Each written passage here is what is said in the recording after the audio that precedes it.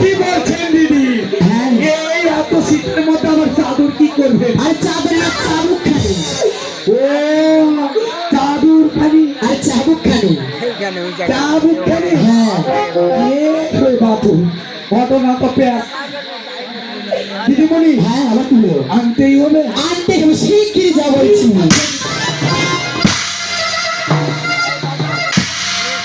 বলি ও দিদিমণি ভাই এসেছে? এই যে দিদিমণি এই মহলের চাবুক কিন্তু শুধুমাত্র অন্যায়ের প্রতি চলে। তাই বলছি কি এটাতে কি হবে দিদিমণি? ও শুনে তোমার লাভ নাই, তুমি একটু ছাইতে যাও।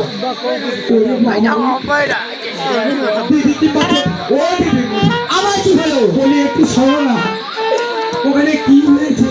ওখানে যেতে পারে সেটা থাক, তুমি ছাইতে যেতে বলছি ছাইতে যাও। মেয়েটা কি দশা তার দিন বাবা।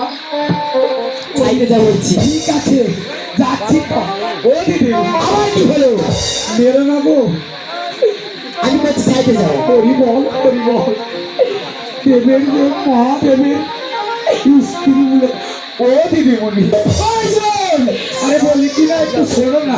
হ্যাঁ বলো।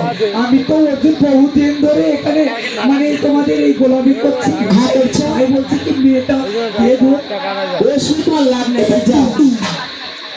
বুঝেছি আসলে যেটা ভেবেছিলাম সেটাই মনে হয়। আমি যাই বাবু। ওরে শয়তানি করে আমি কি করো ফিরি? আমার সুখের ঘরে তুমি দুঃখের আগুন জ্বালাতে আসছিস? তোর